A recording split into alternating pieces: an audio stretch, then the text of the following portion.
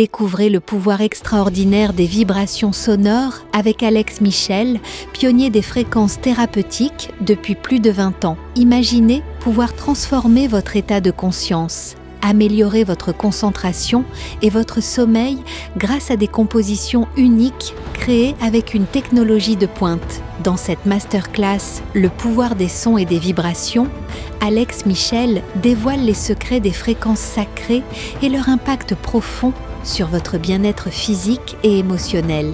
Pour assister à la masterclass, cliquez sur le lien en haut à droite de l'écran ou en description de cette vidéo. Qu'est-ce qui s'est passé ? J'ai pris la décision, à ce moment-là, de sacrifier ma vie pour l'humanité. Une décision christique. Je me souviens avoir fait ce choix-là.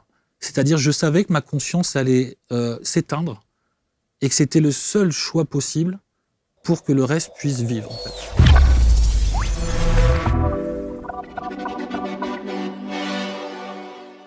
Chers amis, bienvenue, merci d'être avec nous. Une nouvelle rencontre, et une rencontre qui est, je trouve, que l'on pourrait estampiller de courageuse, parce qu'il faut pouvoir de temps en temps s'installer ici, se livrer, se raconter son parcours de vie, ensuite son expertise évidemment, mais l'expertise est souvent fondée au travers d'un parcours de vie, et quand ce parcours est parfois chaotique, eh bien, il faut avoir un certain courage. Rémi Warembourg, j'ai bien dit ? Oui, c'est ça. Parce que je me suis exercé dans ma tête, je me suis dit, je ne voudrais pas mal le prononcer. Bonjour Rémi. Bonjour Marc. Merci infiniment d'être là. Merci à vous. Du courage, il en faut, pour se raconter comme on va le faire ou pas ? Oui, il faut un certain courage. Ouais. Effectivement, c'est une sorte de renaissance après, hein, comme tous les parcours avec de la résilience, mais il faut pouvoir accoucher plusieurs fois, si je puis dire, d'un parcours qui a été semé d'embûches. Clairement. Et pour pouvoir effectivement transmettre à plus grande échelle, il faut passer par différents caps, et je pense que ça fait partie aussi de la thérapie. Pour soi-même. Et oui, ouais, bien sûr, il faut du courage. Il faut du courage. Ouais. Alors, merci d'être là. On va parler, vous êtes hypnothérapeute aujourd'hui. Et on va voir, évidemment, quand on demande, ceux et celles qui s'installent ici, on leur demande toujours dans la fiche de production de donner un titre à cette émission. Et il y a un mot, bien sûr, qu'on a mis en visuel, c'est le mot bipolaire, la bipolarité, qui est parfois, en termes de psychiatrie ou de psychologie, difficile à cerner. Et qui est aussi un mot et une pathologie qui est sans doute très, très effrayante, je trouve, quand on doit être diagnostiqué de bipolaire. Vous souvenez-vous quand on vous estampille, si je puis dire, avec ce mot ? Oui, c'est une épée de Damoclès. Ouais. C'est une épée de Damoclès qui me tombe sur la tête. C'est une prise de conscience qui me fait passer d'une phase up, si je puis dire, où on est tout puissant, en quelque sorte. Dans l'euphorie ? Dans une euphorie, une exaltation et une hyper-conscience aussi, parce qu'on va voir aussi là où ça peut nous mener, tout ça, mais d'un seul coup, on tombe. C'est une chute, ouais, c'est une chute. Et puis, c'est un diagnostic qui tombe avec un pronostic qui va derrière. Et le pronostic, c'est souvent une allocation adulte handicapé à vie. Et il y a très peu de personnes qui reprennent une vie à peu près normale, on va dire. Et puis après, comme vous disiez, c'est assez stigmatisé, les maladies psychiatriques. Hein. C'est vrai. La schizophrénie encore plus, je trouve, hein, par rapport à tout ce qu'on peut renvoyer derrière. Mais la vie a été aussi parcourue par des grands hommes et des grands bipolaires, en fait. Hein. On aura peut-être l'occasion d'en reparler. Bien sûr. Et c'est une exploration de cette incarnation dans les extrêmes. Et c'est ce que je disais, ça permet après de potentiellement retrouver l'équilibre. Bonjour à tous, je suis Aaron Vial, je suis médium et je suis ravi de vous annoncer que je pars en tournée avec ABC Talk à partir du 23 avril 2026. Cette tournée s'appellera Révélation et lors de ces soirées, je vous transmettrai des messages de vos proches passés dans l'au-delà. Vous pourrez me poser vos questions et nouer un contact unique avec ceux que vous avez aimés. J'ai vraiment hâte de vous retrouver, de vous transmettre de beaux messages d'en haut. Je vais venir à votre rencontre, les amis, dans plusieurs villes. Alors, n'hésitez pas, réservez vos places sur le site abctalk.fr, rubrique événements. À très vite.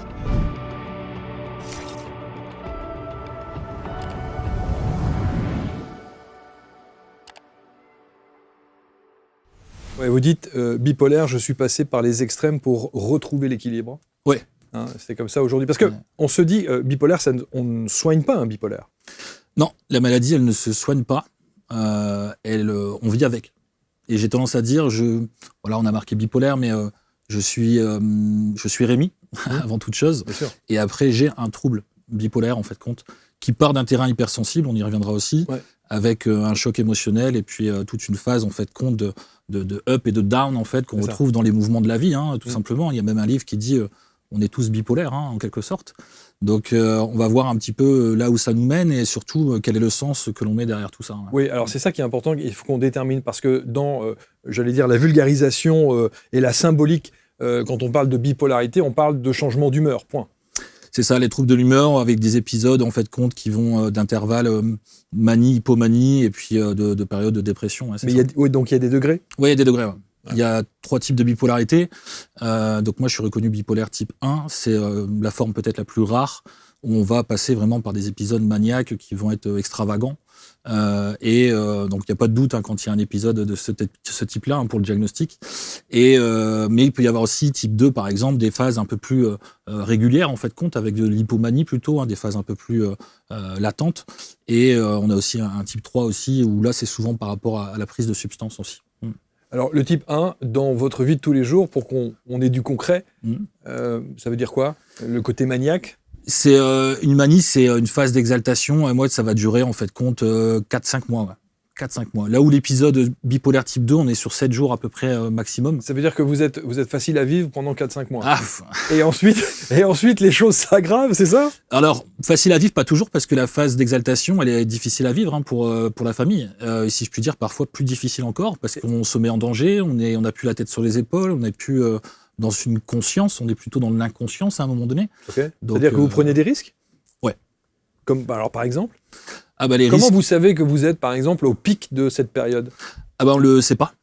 C'est ça, en fait, contre la particularité de la maladie, c'est que c'est inconscient. En fait, on ne prend pas conscience de cet état qui nous paraît, en fait, compte normal et qui est plutôt, d'ailleurs, très agréable. Beaucoup de bipolaires passent d'abord par des phases de dépression. On va pas toujours être diagnostiqué bipolaire dans un premier temps.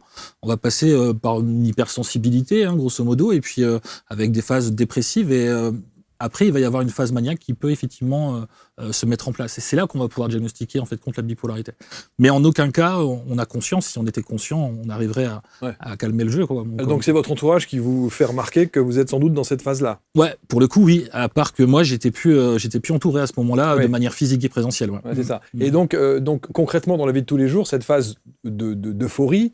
Ça se traduit par quoi dans un quotidien, par exemple ? Alors, ça se traduit par le fait de dormir beaucoup moins. Donc le sommeil est déjà un facteur que nous on surveille toujours par rapport à la bipolarité.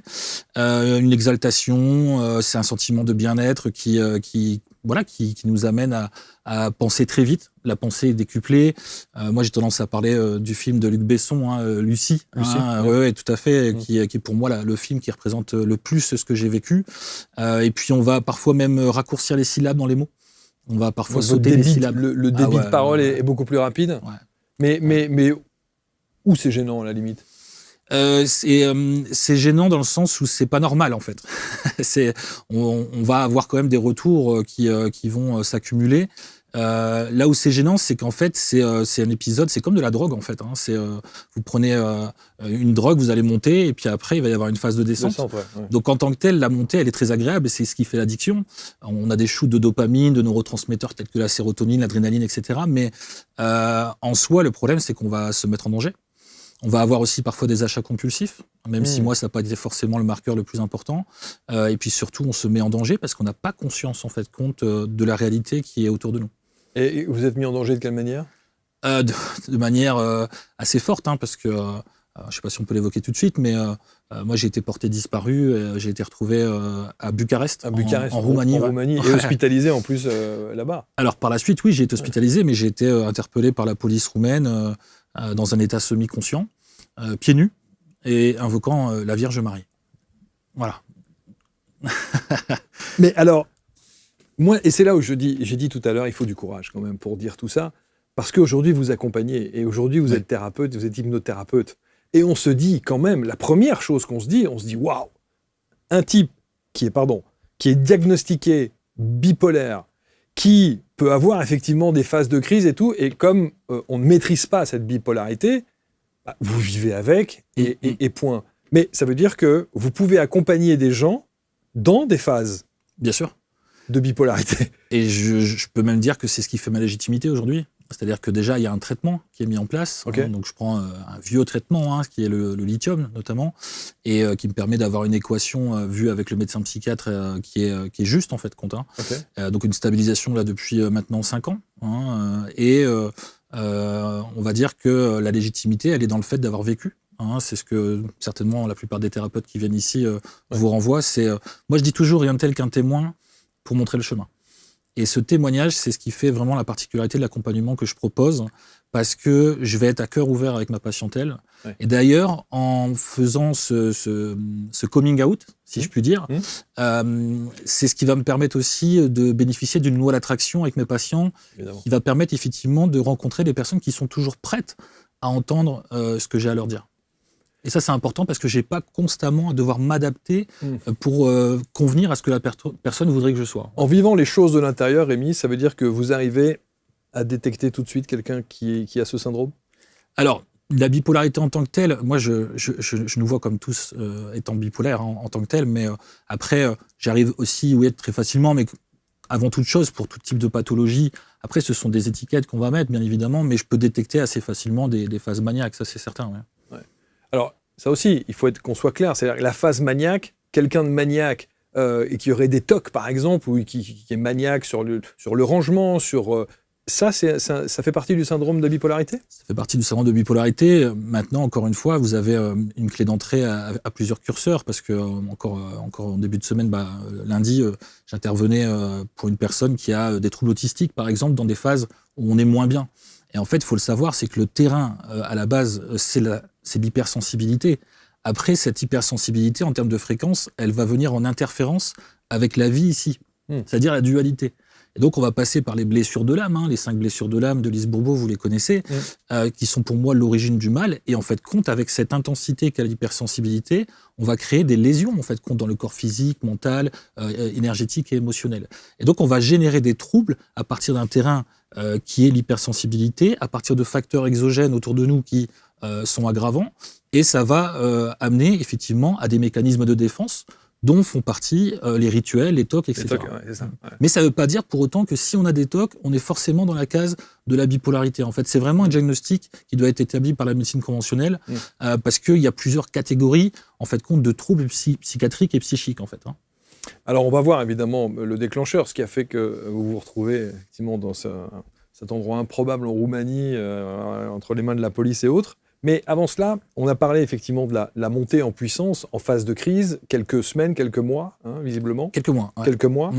Et puis, vous sentez à un moment donné que les choses redescendent jusqu'à descendre très très bas ? Non, ça redescend pas de manière assez linéaire comme ça, c'est brutal.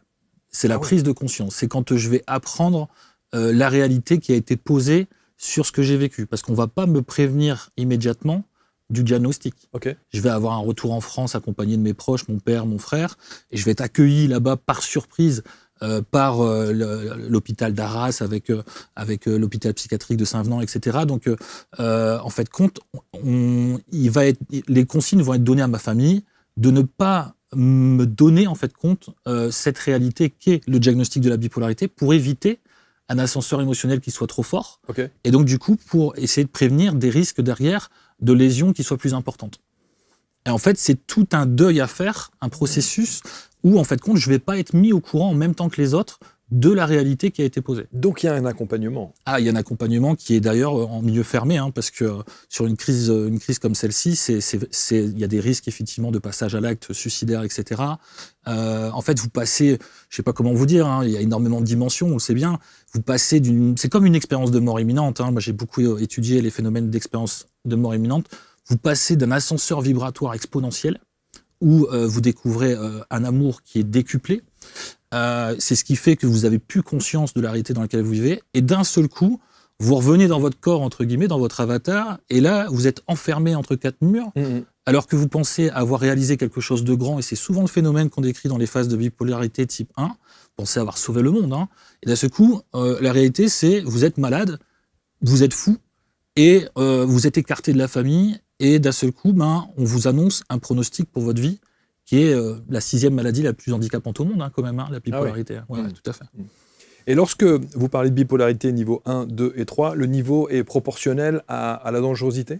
Alors, en tant que tel, moi, je pense que ça reste dangereux. En fait, tout dépend de l'environnement dans lequel vous vivez. Il y a ça aussi. Alors moi, dans un pays comme la Roumanie, tout a été décuplé et amplifié.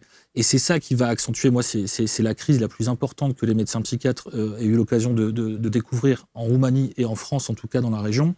Ils n'avaient jamais vu une telle crise maniaque. Et plus on monte haut, et plus on descend bas. Voilà. Alors effectivement, on va considérer peut-être qu'un type 2 avec des phases un peu plus régulières serait peut-être plus facile à vivre. Ouais. Certainement pas. Alors c'est la question que j'allais poser, et votre épouse ou compagne est ici dans le studio, mais est-ce que c'est difficile de vivre? Parce que c'est le premier, ça fait partie des injonctions qu'on entend en permanence. Oh, il est bipolaire, ouais. Ou alors quand quelqu'un a un saut d'humeur dans la famille, on dit ça doit être un bipolaire lui. On a souvent ce réflexe un petit peu désobligeant et péjoratif. Mais est-ce que c'est difficile de vivre avec un bipolaire pour le coup? De toute façon, si vous allez sur les forums, qui est peut-être le réflexe qu'on a en premier lieu quand il y a un diagnostic de posé, c'est danger. Voilà, la bipolarité, c'est un danger pour les proches, pour les parents, pour les aidants, pour la personne en elle-même. Donc c'est vraiment pas rassurant d'aller sur les forums, et ça, je le déconseille véritablement à toute personne qui a vraiment un diagnostic qui vient d'être posé. Encore une fois, on va souvent avoir des témoignages, des preuves en fait compte de parcours qui sont particulièrement compliqués. Les personnes qui vont bien vont pas forcément aller témoigner comme ça, mais ça peut être difficile à vivre tant qu'on n'est pas stabilisé, tant qu'on n'a pas le traitement adéquat. Une fois que vous avez le traitement adéquat, vous êtes normal entre guillemets. Mais oui, alors, en plus d'abord vous l'êtes. Ouais, déjà et d'une, normalement normal, on va dire. Vous avez exactement, vous avez un discours qui est parfaitement lucide, logique, et vous avez en plus de ça un accompagnement en la matière. Mais ce que je veux dire par là, c'est que puisque vous parlez du traitement. Ce traitement, en l'occurrence, il varie en fonction de la phase 1 ou phase 2 ou phase 3 ? En fait, c'est vraiment, le diagnostic va être posé, on ne peut pas passer véritablement d'une phase 1 à une phase 2 à une phase 3. C'est 3 types de bipolarité en tant que tel. D'accord. Donc le diagnostic, il va être vraiment posé en fonction des états dépressifs qui vont peut-être se succéder avec des épisodes soit maniaques, et là ça fait pas l'ombre d'un doute, c'est vraiment les crises très importantes où vous vous mettez clairement en danger, après si c'est un type 2, c'est des phases qui sont quand même moins fortes en termes d'exaltation, mais en tant que telle, la maladie est aussi handicapante parce que c'est plus régulier les phases, alors qu'une phase type 1, vous pouvez avoir une seule crise dans votre vie, vous voyez. Donc à choisir, on fait avec ce qu'on a, mais les deux sont vraiment handicapants. Les phases 1 sont très dangereuses parce que vous vous mettez en danger dans la phase up et dans la phase down, en fait. Donc c'est vraiment des caps à passer qui sont vraiment pas évidents. On a beaucoup, malheureusement, de passage à l'acte. Mais vous dites que dans la phase down, on n'est jamais au fond du fond. On reste quand même à un état dit normal. Alors sur la bipolarité type 1, en tout cas, tel que moi je l'ai vécu, on touche le fond. Ah, on touche le fond. Ouais. D'ailleurs, je vais connaître le très haut et je vais connaître le très bas jusqu'à la tentative de suicide. Ouais, c'est ça. Alors, la question, c'est d'où ça vient ? D'où ça vient ? D'où ça vient et comment ? Racontez-nous cette histoire de la Roumanie. C'est-à-dire que vous avez parlé tout à l'heure d'un déclencheur émotionnel. Est-ce que c'est ça la raison du pourquoi du comment pour vous ? Moi, je pense que tout est juste, en fait, vous le savez, on entend souvent ces phrases et c'est parfois difficile à entendre pour les personnes qui passent par les épreuves en elles-mêmes, mais c'est un chemin de vie, véritablement. On m'a souvent dit que mon âme avait choisi véritablement cette pathologie pour vivre vraiment une exploration complète de nos dimensions. Maintenant, il y a un terrain fertile qui est l'hypersensibilité et après, il y a les épreuves qui vont être là sur le chemin, qui vont déclencher véritablement un mal qui va remonter à la surface à plus ou moins long terme. Mais moi, ça a vraiment été une accumulation.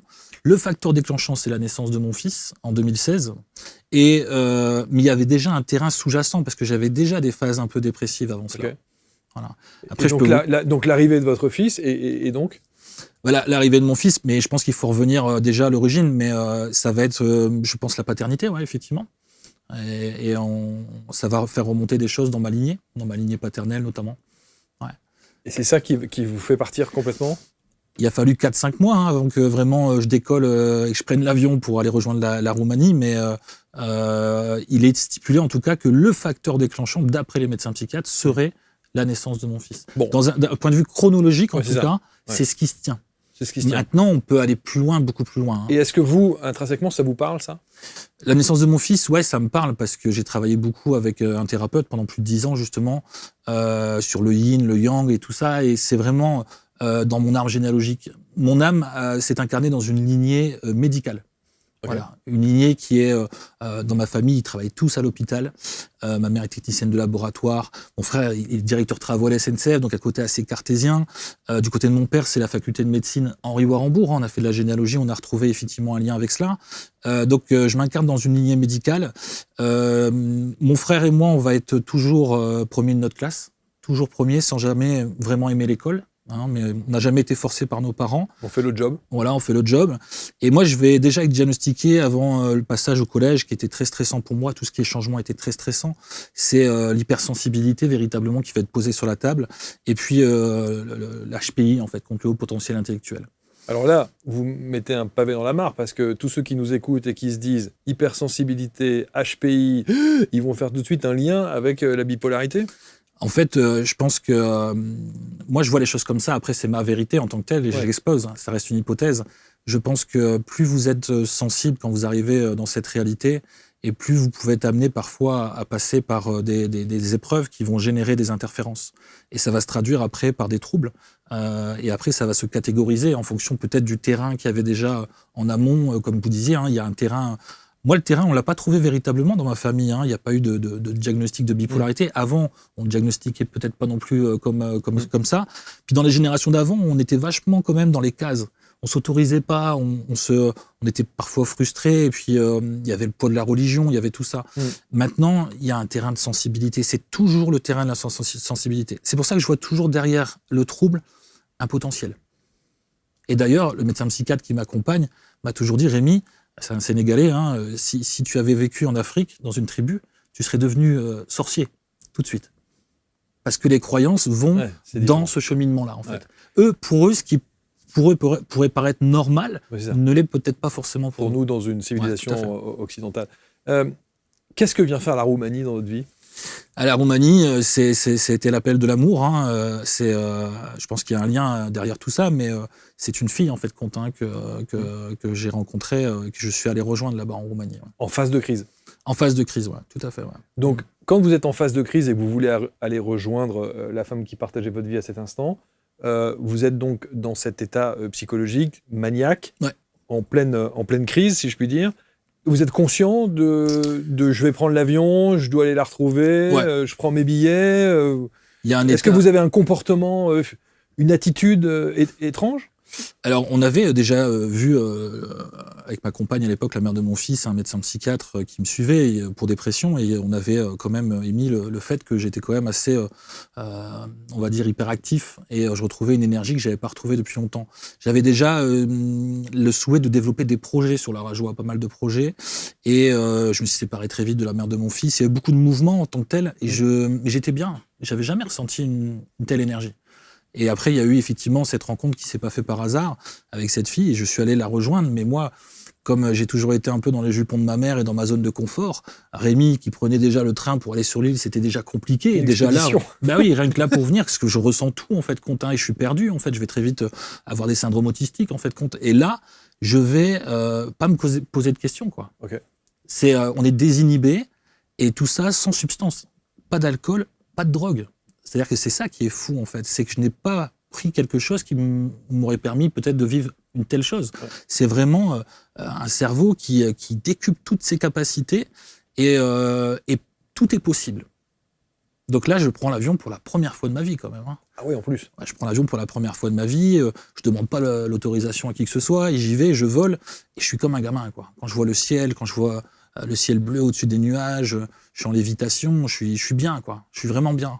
Je vais faire une escale à Munich et ma carte d'identité passait pas, et en fait je vais me surprendre à parler allemand couramment. Et l'allemand, c'est ma deuxième langue. Donc c'est vraiment incroyable, quand incroyable. Même. Et donc après, je vais rejoindre cette fille qui m'a rien demandé en tant que telle, parce que longtemps on a cru que je m'étais fait avoir par une fille roumaine, etc. Ça, avec tout tous les stéréotypes. Oui, bien sûr.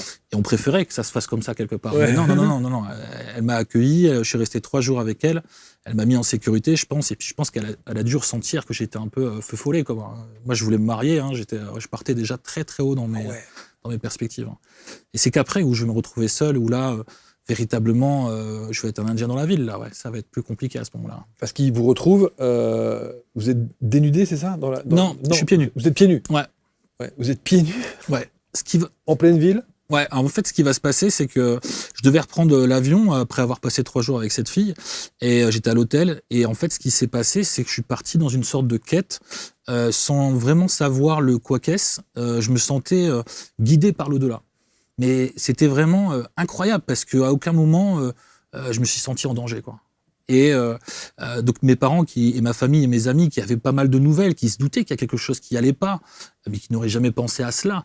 En fait, compte d'un seul coup, je n'ai pu donner aucune nouvelle. Mon portable est resté à l'hôtel et je me déplaçais sans portable, sans rien. Rien qu'avec mes ressentis, je ressentais tout. Dans une ville que vous ne connaissez pas. Dans une ville que je connaissais pas, et j'ai fait des rencontres extraordinaires. Après, vous dire que je me souviens de tout, c'est faux parce que c'est un état semi-conscient. Il y a des trous noirs, mais j'ai rencontré des pauvres sur mon chemin. J'ai donné mes chaussures en fait compte à ces pauvres, et donc j'ai marché pieds nus. On a calculé pendant 2 jours en fait compte ouais. Sans ressentir le froid, le chaud ou la douleur ou la souffrance. Et pendant 2 jours, vous êtes dehors. Pendant 2 jours, je suis dehors. Et je ne dors pas. La fille qui était avec vous, elle se demande pas où vous êtes pendant 2 jours. Elle m'a laissé à l'hôtel. Elle a fait le job parce qu'elle m'a mis en sécurité pour que je reprenne l'avion le lendemain. Ok. Et là, à partir de là, elle repart en fait compte, et je me retrouve tout seul. Ah oui. Ouais. Sauf que à aucun moment j'ai essayé de reprendre l'avion en fait. Je devais le reprendre, mais je l'ai pas repris. Et j'ai continué ma quête comme ça. Et j'ai rencontré des pauvres. J'ai rencontré un monsieur aussi, à qui j'ai donné ma montre, qui m'a montré le chemin. J'étais guidé sur ce chemin-là, véritablement. Mais dans une quête incroyable. Mais vous savez, quand je vous entends parler comme ça, je me dis, en France, on a besoin de mettre d'estampillés et de mettre mots bipolaires ou autres, peu importe, les maniaques, les TOC, les HPI, etc., etc. Qui dit que ça n'est pas un appel avec une dimension bien plus spirituelle que médicale? Alors, moi, je pense qu'il y a deux spectres, en fait. Il y a 2 prismes. Il y a le point de vue médical qui est important. Et c'est ma famille, en plus. C'est ce prisme-là. C'est mes racines. Je pense que c'est aussi mon conditionnement jusque-là. Il est important. Cette réalité-là est importante parce que, oui, on se met en danger. On peut vraiment mourir dans cette phase-là. Donc, pour moi, il y a un trouble. Ça, pour moi, il n'y a aucun doute. Par contre, derrière, il y a un potentiel qui, selon moi, peut se réveiller plus tard en fonction du chemin qu'on va avoir et des choix que l'on va faire. On parle du libre arbitre, tout simplement. Mais avec cet environnement qui va nous enfermer dans une case, ça va être difficile en fait de sortir de là. Ça va être très difficile de sortir de là parce que tel que vous allez ressentir les choses, vous allez les retranscrire à l'hôpital psychiatrique avec les médecins qui ont bac plus 12. Mais les médecins, qu'est-ce qu'ils vont vous dire? L'apparition que vous avez eue, monsieur Warembourg, c'est une hallucination. Oui. Vous êtes malade, oui. Mais ça va aller, vous allez voir, l'allocation, elle est passée à 900 € pour les handicapés. Voilà, c'est ça, en fait, compte la réalité qui m'est proposée. Mais cette réalité, je n'aurais pas pu l'accepter. La réalité, dans cette phase de crise aiguë, quand vous êtes dans cette version un peu up de la crise, qu'est-ce que vous voyez? Qu'est-ce que vous percevez? Je perçois tout l'invisible, je ressens les couleurs, je ressens les fréquences, à aucun moment je me suis senti en danger parce que je voyais mes proches à travers des personnes qui étaient autour de moi. Et ça, c'est très étrange parce que c'est quelque chose que j'essaye effectivement de traduire encore aujourd'hui finalement. Je pense qu'il y a des énergies, des fréquences en chacun de nous et qu'on est peu finalement. On dit qu'on ne forme qu'un d'ailleurs, voyez. Et en fait, ça, je l'ai ressenti parce que je me suis pas senti en danger. Pour moi, la dame qui travaillait à la pharmacie, c'était ma grand-mère à côté, voyez. Je voyais mon père, je voyais mon thérapeute d'ailleurs que j'ai vu là-bas. Donc en fait, j'identifiais. Alors, est-ce que ce sont des mécanismes de défense ou est-ce que j'allais dans les énergies intrinsèques, en fait, compte? Mais la réalité que je percevais me rassurait. Alors que la réalité extérieure était dangereuse. Et bien sûr. Donc il y avait une distorsion de la réalité. Bien sûr. Maintenant, tout ce chemin m'a conduit dans une forme de dépouillement, parce que j'ai enlevé mes chaussures, j'ai donné aux pauvres, et en fait compte, on parle d'un chemin d'initiation christique, en fait compte, derrière l'appellation médicale qui serait la crise de décompensation maniaque. Donc il y a 2 traductions. Exactement. Et elles sont toutes les 2 valables, je pense. J'allais vous demander quelle est celle que vous retenez et Les qui 2. vous parle le plus. Les deux, parce que j'ai choisi l'équilibre.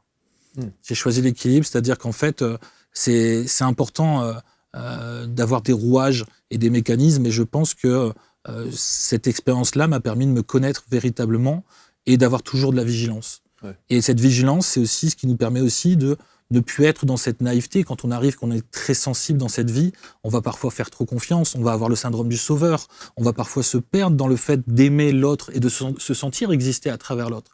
Et je pense que tout cela m'a ramené à me recentrer, à revenir à la source, que j'ai appelée d'ailleurs Minside. Minside, on va en parler bien sûr aussi. Revenons sur cet épisode. Vous êtes en Roumanie, donc, et effectivement, vous êtes dans cette phase de crise, vous êtes pieds nus, vous restez 2 jours. La police vous voit comme un vagabond ? Alors, ce qui va se passer, c'est que je vais être guidé jusqu'à une église orthodoxe, où là, ça va être très flou. Je vais avoir une apparition christique, pour moi du Christ en tout cas. Après, j'ai pas la prétention de dire que c'est le Christ, mais tout me renvoie à cela. Et puis les personnes qui m'entourent aujourd'hui et qui m'accompagnent pour traduire ce qui s'est passé me renvoient à ça. C'est comme quoi, elle est là, la dimension spirituelle. J'ai vu un homme, en fait, venu d'un autre monde, qui avait la tenue du Christ sur la croix, mais il n'était pas flamboyant. Il était miséreux. La barbe crépue, cheveux crépus, bossu, maigre. Il était dans son plus simple appareil, en fait. Nu, véritablement nu, et pas du tout dans la superficialité, en fait. Et étonnamment, vous vous en souvenez avec autant de précision, là, maintenant. Ouais, mais après, c'est comme des soirées, parfois, où on va bloquer sur des choses vraiment qui vont ressortir, et puis il y a un écrémage qui se fait. On occulte pas mal de choses, je pense que le cerveau, il est bien fait pour ça. Par contre, il y a des flashbacks. Et moi, cette vision de lui à côté de moi, je l'oublierai jamais. Ouais. Et il y a un message, il vous dit quelque chose, vous ressentez quelque chose ? Il y a quelque chose, ouais, c'est un chemin où moi je me dépouille en fait, et quelque part c'est comme si on se lavait de tout le conditionnement, de tout ce système qui nous pond des peurs et qui vient nous conditionner dans cette peur. Et on oublie en fait ce qu'on a appris, quoi. Et pour se souvenir de qui on est, on revient à l'essentiel. Et l'essentiel, vous savez, pour moi, les personnes qui sont peut-être les plus éveillées sur cette planète, ce sont peut-être ceux qu'on considère être des primitifs. Ce sont des cultures, que ce soit en Amazonie ou autre. Bien sûr. Vous voyez ? Et je pense que nous, on a perdu. Le premier et autres sont des gens qui ont sans doute bien plus à nous apprendre que nous. On s'est égaré. Vous savez, j'ai toujours voulu être normal, et quand je regarde où nous mène la normalité aujourd'hui, je préfère m'autoriser à être qui je suis, véritablement. Et je pense que les personnes qui ont pu vraiment faire bouger le monde sont passés par des extrêmes. Pour moi, Albert Einstein était considéré comme un fou, et pourtant, il était d'une intelligence exponentielle. Mais cette intelligence mentale couplée à cette intelligence émotionnelle, ça peut être le plus gros cadeau de la vie, c'est sûr, comme le plus gros fardeau. C'est sûr. Voilà. La police ? La police, en fait, va m'arrêter, en fait, compte, et je vais être menotté, je m'en souviens.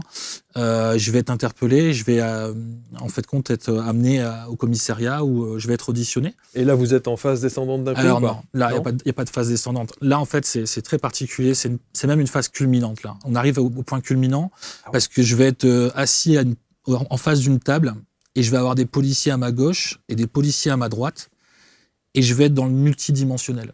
Je vais être véritablement dans le multivers. Et je vais avoir des sensations en distorsion. C'est-à-dire qu'en fait, j'avais l'impression que j'étais soit à un procès, soit à un moment culminant de mon existence, et que ce que j'allais pouvoir dire ou faire allait avoir un impact mondial, voire planétaire, voire de façon galactique. Wow. Et en fait, ce qui s'est passé, c'est que j'étais désinhibé, donc je n'avais pas de peur, et tout ça a été filmé en plus. Donc, mon père et mon frère ont vu ce film. Pas vous ? Non, je ne l'ai pas vu, non. Pas vu. On est retourné à Bucarest il y a 2 ans, mais on n'a pas eu accès à ce film. Mais en fait, j'ai vu, je me souviens très bien, il y avait 2 rangées. Donc à gauche, c'était sombre, c'était nazi. Et à ma droite, c'était lumineux. Et j'avais l'impression que le papier, qui était certainement le papier pour donner mes coordonnées, pour dire qui je suis finalement, tout simplement, dans la réalité telle qu'elle est aujourd'hui, c'était beaucoup plus que ça. Comme si j'étais pendant la résistance aussi, que je devais donner des noms, etc. Et en fait, ce qui s'est passé, c'est que là, d'un seul coup, moi qui étais désinhibé, je suis passé par les ténèbres. Je suis vraiment passé par mes peurs les plus profondes. J'ai l'impression d'avoir fait un 360 degrés de toutes mes incarnations. Et j'étais exalté. J'ai des personnes, des policiers qui sont venus pour essayer de me contenir. Voilà. Tellement j'étais en train d'exploser, j'ai cru qu'en fait, compte, on m'attaquait, que d'un seul coup, il y allait avoir un coup près. Et qu'est-ce qui s'est passé ? J'ai pris la décision, à ce moment-là, de sacrifier ma vie pour l'humanité. Une décision christique. Je me souviens avoir fait ce choix-là. C'est-à-dire, je savais que ma conscience allait s'éteindre et que c'était le seul choix possible pour que le reste puisse vivre, en fait. Et donc là, c'est un amour inconditionnel, c'est un amour puissant. Et je me souviens avoir pris cette décision en étant en pleurs. Et à ce moment-là, de la droite sort, côté lumineux, un policier qui vient vers moi et il m'appelle mon fils. Et là, je vais crier, et ça va être... Donc mon père et mon frère vont l'entendre dans la vidéo. Papa, papa. Et là, il va mettre sa main sur ma poitrine. D'ailleurs, mon père me dit toujours, mais qu'est-ce qui s'est passé? Pourquoi il a mis la main sur toi? Sur mon cœur. Et là, je vais être comme rattrapé, repêché. Et en fait, il va se passer une connexion incroyable, la plus belle rencontre de ma vie. Heureusement que c'est filmé. C'est filmé, ouais. Heureusement. Filmé. Bah oui, parce que mon père et mon frère vont pouvoir aussi confirmer aussi tout ça. Quel dommage que vous ne puissiez pas voir ces images. En tout cas, on a essayé, effectivement, et tout ça n'est plus accessible. Mais comme par incroyable. hasard. Comme par hasard, Bien sûr. Et là, ce qui va se passer, je vais avoir une extinction de conscience. En tout cas, je me souviens de plus rien. Donc, je vais être quand même acheminé jusqu'à l'hôpital psychiatrique de Bucarest. Je me souviens de rien.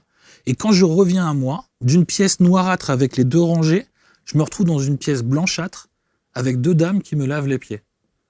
Et là, je venais d'arriver à l'hôpital psychiatrique de Bucarest où les dames étaient en train de prendre soin de mes pieds qui avaient été abîmés pendant les 2 jours.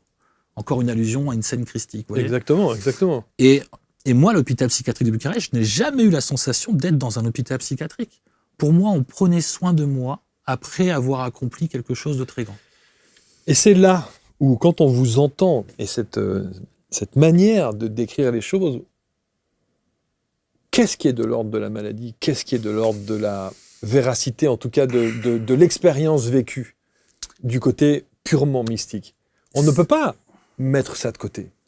En tout cas, moi, je pense que je suis vraiment tombé malade quand j'ai commencé à ne plus croire en ma réalité. Quand j'ai commencé à croire en la version de la médecine qui disait que tout cela était faux. Et ça. Parce que sinon, ça n'a aucun sens. Bien sûr. En fait, ce qui me permet d'avoir vécu cette renaissance, c'est quand on m'a guidé pour retrouver cette vérité-là, en fait. Et de pouvoir l'assumer aussi.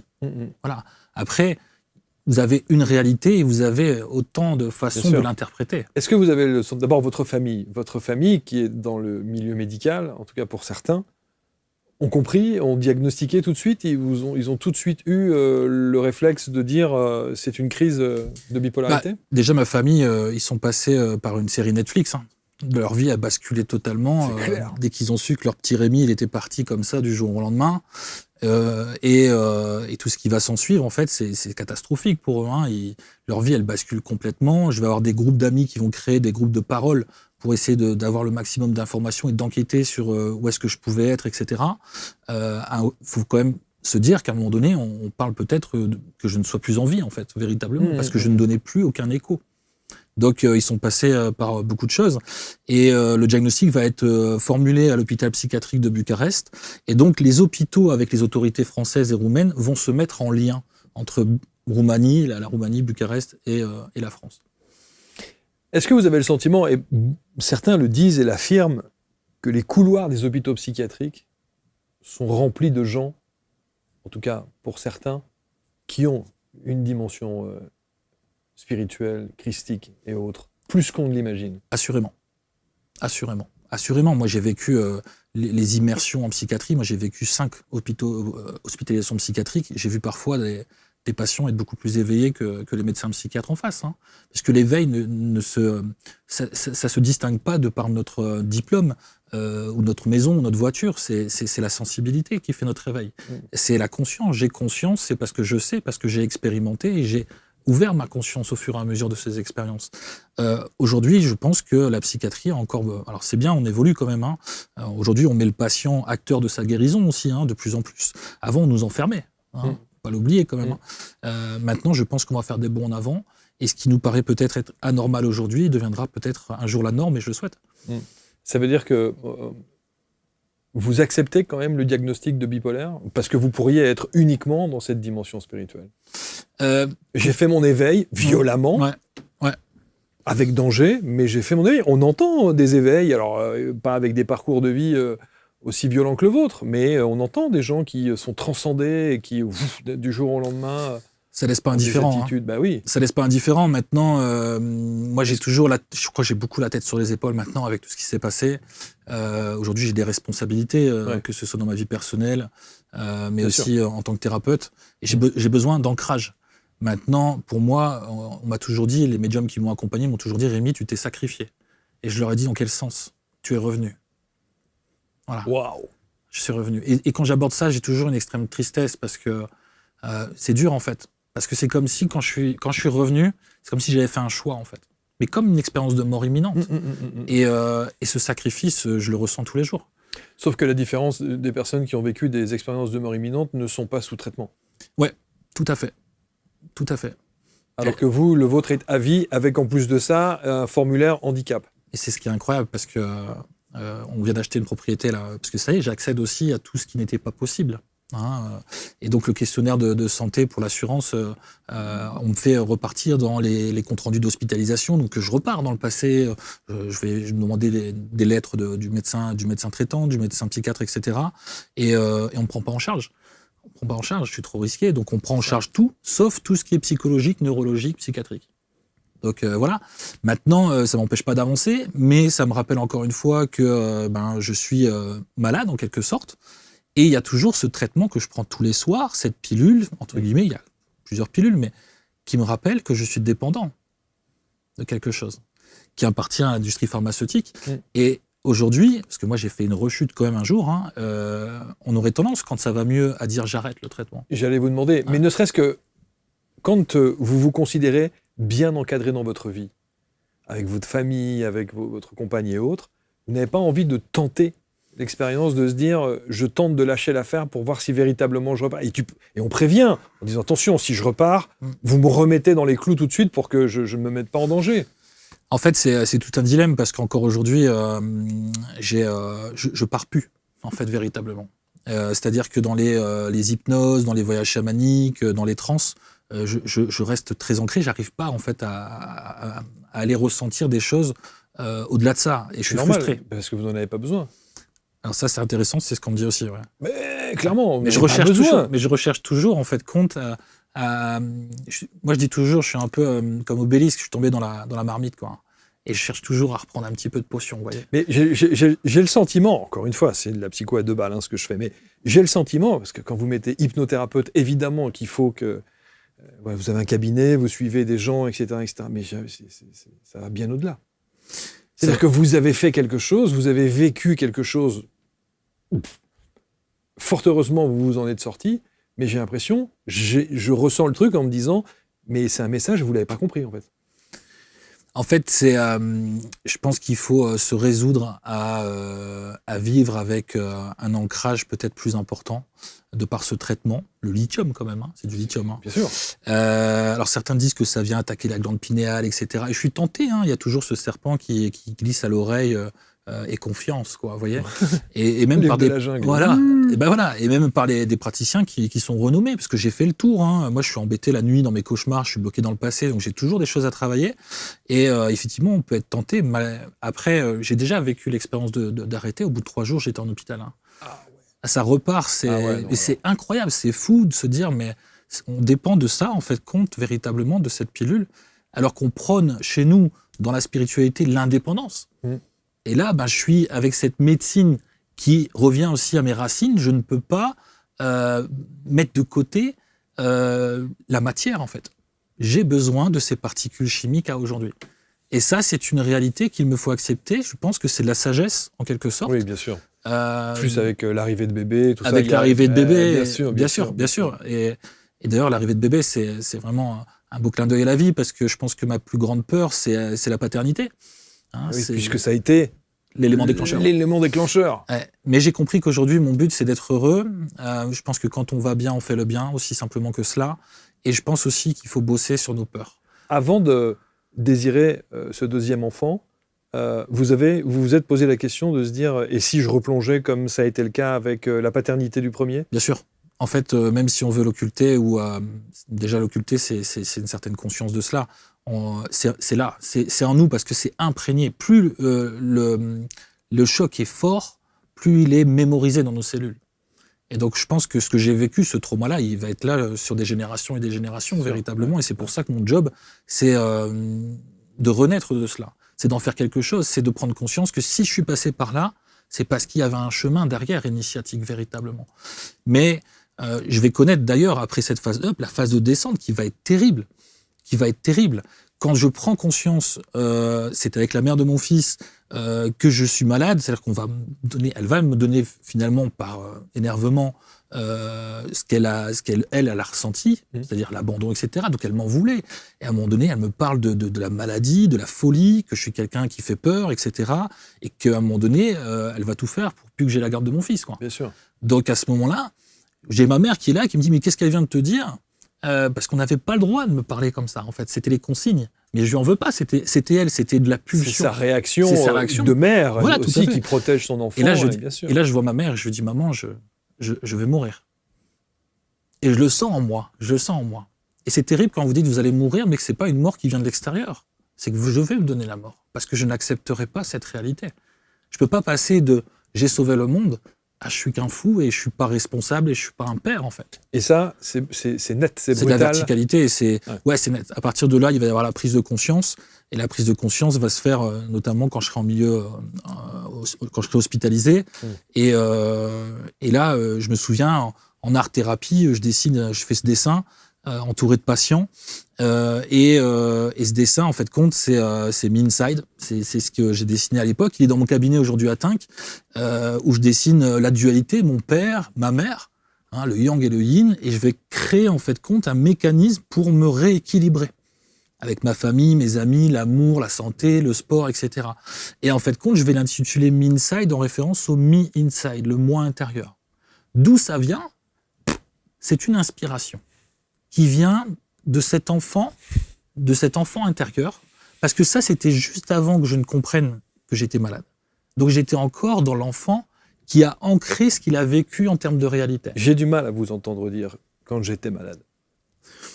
J'ai du mal à vous entendre dire ce mot, parce que c'est bizarre, la résonance, je ne sais pas, dites-nous dans les commentaires ce que vous en pensez, mais il y a une résonance qui me dit que vous êtes tout sauf ça, quoi. C'est-à-dire qu'il y a un appel autre part de quelque chose, que vous n'avez peut-être pas, une voie que vous n'avez peut-être pas nécessairement envie de prendre. Moi, je pense, Marc, je vais vous répondre. Que je me trompe complètement. Moi, je pense qu'on est tous malades. On peut pas vivre dans un monde. On peut pas vivre dans un monde tel qu'il est, avec ce qu'on entend, ce qu'on voit, ce qu'on respire et ce qu'on mange. C'est sûr. Et se dire qu'on est sain. À un moment donné, je pense que celui qui est le plus malade, c'est celui qui n'a pas conscience d'être malade. Parce que la conscience, c'est quand on sort du déni. Le déni, c'est quand on va reporter la responsabilité sur l'autre. C'est le triangle de Karpman. Voilà. Il est plus facile de dire c'est pas moi, c'est l'autre. C'est un comportement enfantin. C'est un comportement vraiment d'inconscience, véritablement. Quand on prend conscience qu'on a une part de responsabilité dans ce qu'on vit, on devient acteur de sa vie. Et moi, toutes les personnes que j'accompagne, quand je leur parle de mon parcours, parce que je témoigne systématiquement, c'est pour casser les codes. C'est pour casser les codes, parce que quand moi, mon thérapeute s'est révélé à moi, c'est là où ça a eu la résonance. Parce que je me suis vu à travers lui, il s'est vu à travers moi. Et quand je parle à mon patient, je me parle à mon moi du passé. Bien sûr. Celui qui ne sait pas, celui qui vit l'injustice, parce que souvent ce sont des personnes très sensibles, empathiques, sauveurs, etc., et qui me disent « mais je n'ai plus la foi, j'arrive plus à trouver le sens de la vie ». Et la maladie tombe, et l'accumulation de cette loi d'attraction qui est sur la fréquence de la peur. Et là, je me vois. Et ça, c'est comme dans Avatar, je te vois. Voilà. Et quand on arrive à voir l'autre au-delà des apparences... Donc je te comprends. Et je te comprends. Et ça, c'est de l'amour déjà. Et ça, c'est sans doute un des accompagnements thérapeutiques les plus puissants. C'est pour moi, oui, pour moi, en fait, j'apporte à ma patientèle ce que j'aurais voulu recevoir à l'époque. Bien sûr, bien sûr. Et bien évidemment, de l'authenticité, de la transparence, on casse les codes et on est surtout sur un pied d'égalité. C'est-à-dire que véritablement, on est sur un partage. Et quand les personnes viennent avec leur victimisation, qui est naturelle, je le comprends, j'ai de la compassion pour cela, je leur dis toujours, ok, ce qu'on vous a fait, on vous a offensé, ainsi soit-il, c'est leur karma. Maintenant, je ne bosse pas pour les autres. Vous, quelle est votre part de responsabilité ? Et moi, ma part de responsabilité, ça a été de dire à un moment donné, je suis malade, j'ai besoin d'aide. C'est le corps médical qui vous a conduit et incité à dire ça, je suis malade, ou est-ce que vraiment, avant même que les services des hôpitaux psychiatriques ne vous reçoivent, vous étiez déjà dans cette réflexion, analyse-là? Pour moi, je n'étais pas malade, pour moi, j'étais vivant. En fait, c'est ça, cette hyper-conscience, elle est belle. Aujourd'hui, je ne peux pas dire que j'étais en souffrance, c'est faux. C'est faux, j'étais heureux. La souffrance, ça a été de revenir dans la réalité. Est-ce que si on sort du cadre médical, vous pourriez appeler ça un éveil? Oui. Ouais. Un éveil, c'est quand vous sortez de la norme.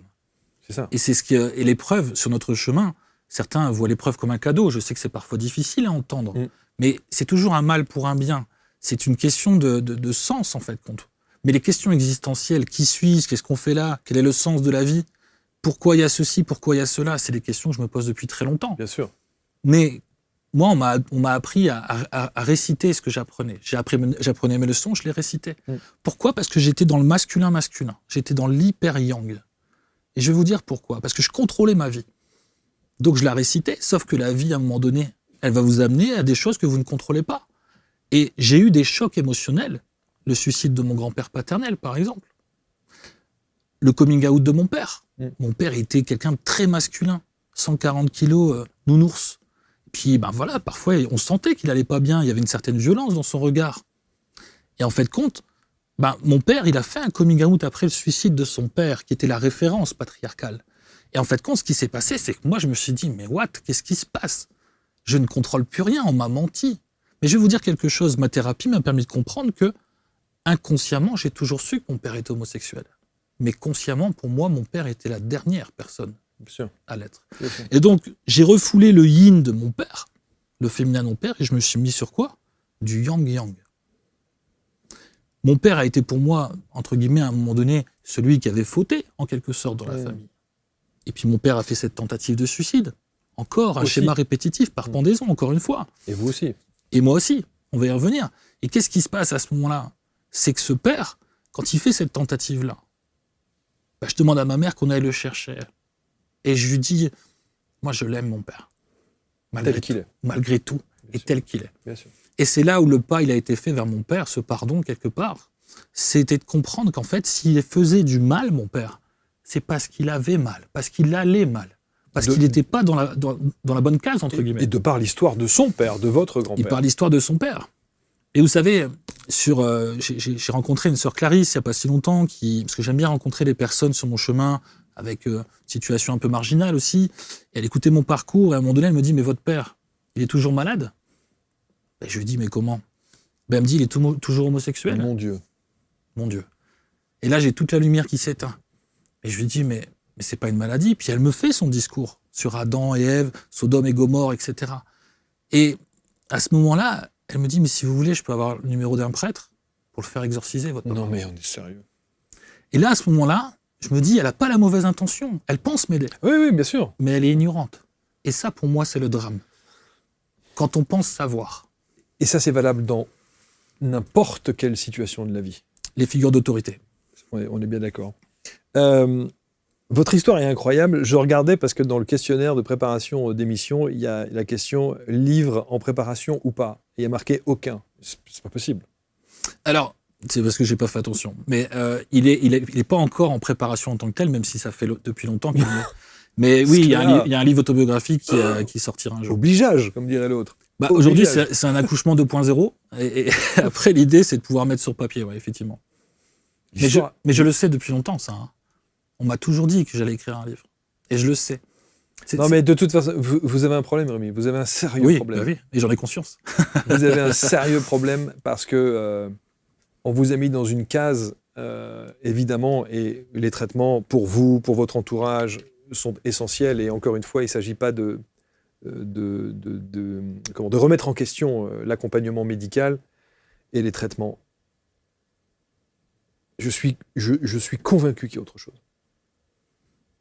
Il y a toujours autre chose. Mais c'est sûr. Il y a autre chose qui fait que ce personnage que vous voyez dans l'église, ces gens avec qui vous parlez, d'un seul coup, ce besoin de donner, cette générosité par rapport aux gens que vous croisez sur votre chemin, pieds nus pendant 2 jours, enfin je veux dire. Et puis il y a cette période aussi de dépression qui est tout aussi importante parce qu'elle va durer plusieurs mois où je vais chuter, royalement chuter en fait, ça va être un cauchemar, je vais vivre le désert, cette fameuse traversée du désert. La nuit noire de l'âme, comme on dit. Cette nuit noire de l'âme, tout à fait. Et je suis enfermé en psychiatrie, je ne peux plus jouer au football avec mes potes parce que je peux pas leur dire ce qui se passe. Quand je vomis sur le terrain à la mi-temps, on me dit « Rémi, t'as encore fait guinche hier, t'as encore fait la soirée parce que je suis un bon vivant, heureusement. » Je leur dis « Bah ouais les gars, j'ai abusé. » Sauf que c'est une crise d'angoisse parce que j'ai envie de crever les gars. Parce que j'arrive même plus à aligner une passe. Parce que je suis arrivé dans un mental qui me détruit. Moi je dis toujours, on a un côté créateur, on a un côté destructeur. C'est sûr. Et c'est pour ça que cette sensibilité, ça peut être un beau cadeau comme un fardeau. C'est pour ça qu'on ne peut pas se considérer forcément d'un côté plus que l'autre.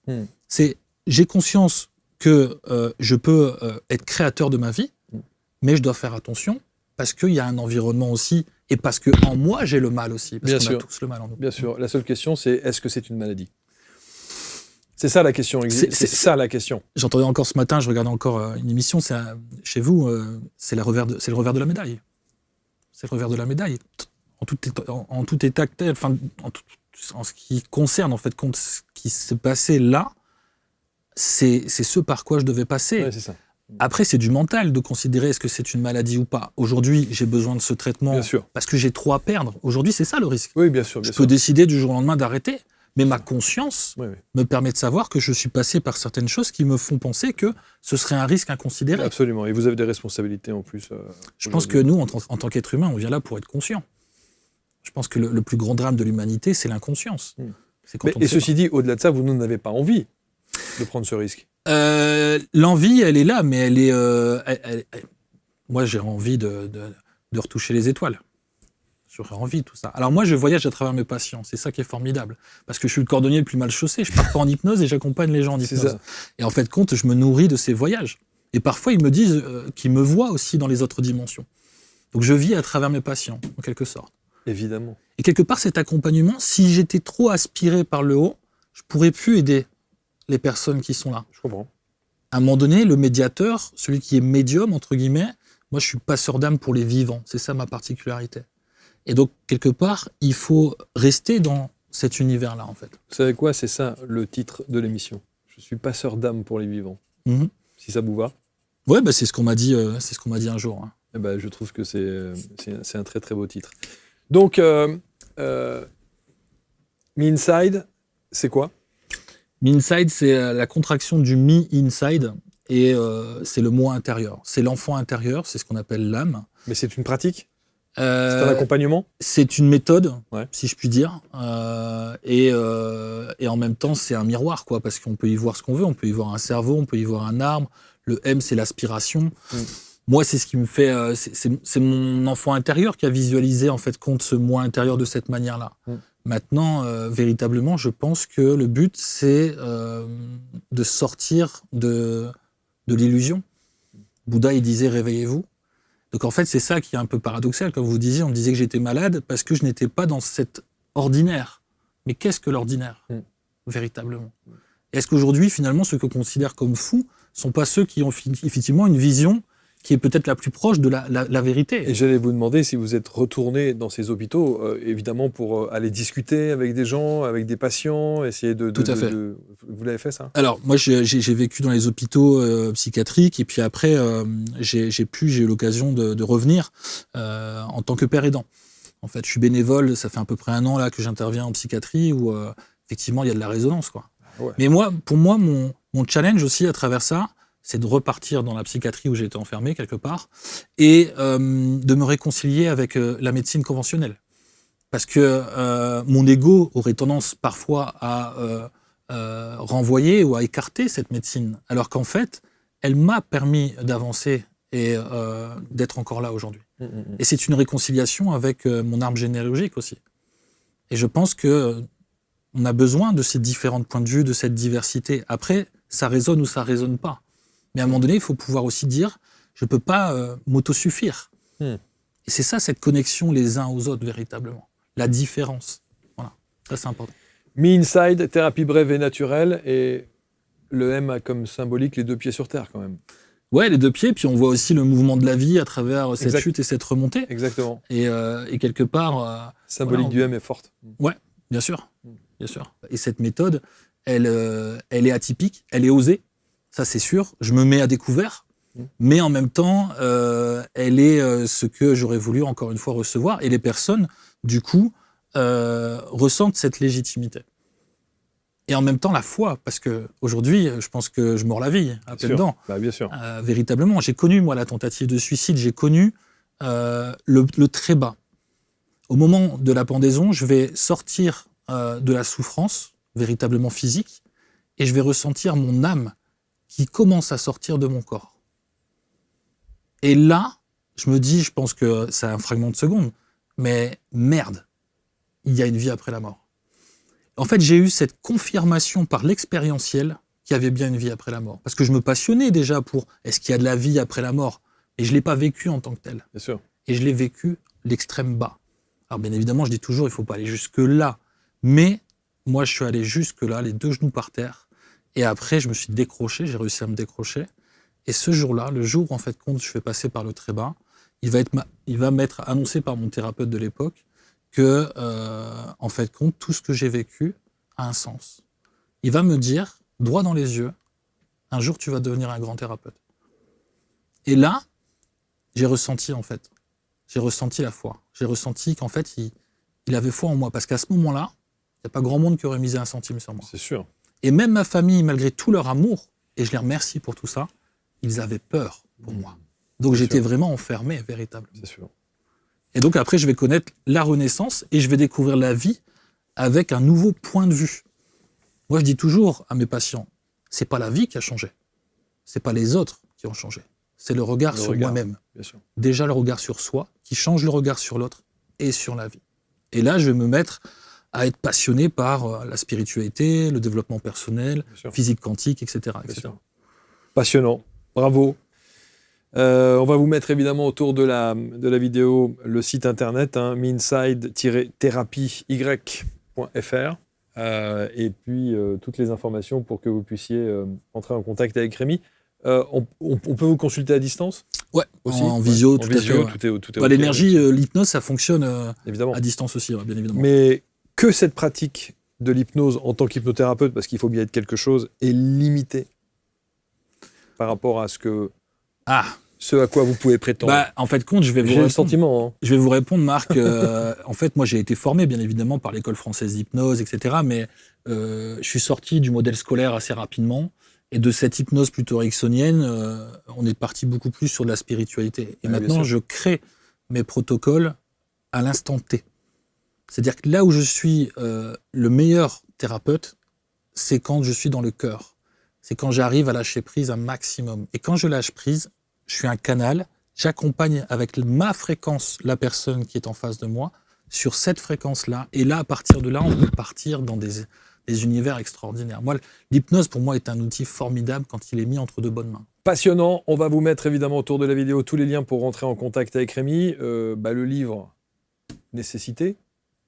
Je pense que c'est peut-être la prochaine étape. Bien sûr. Et après, il y aura le film.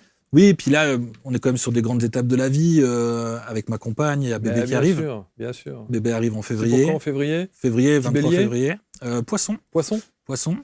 Petite fille. Petite fille qui va arriver. Et puis ça, je pense que c'est peut-être quelque chose qui va me faire sacrément évoluer. Ouais, c'est bien, c'est chouette. Félicitations d'ores et déjà, on y va. Merci Rémi, merci à vous de nous avoir suivis. Vous commentez avec bienveillance, comme toujours. Et je sais que cette émission va être beaucoup commentée, incontestablement. Et vous nous dites ce que vous en pensez, on lira l'ensemble de vos commentaires. Et on aura le plaisir de se retrouver très vite pour une prochaine rencontre. Merci Rémi, bon retour. Merci Marc. À bientôt.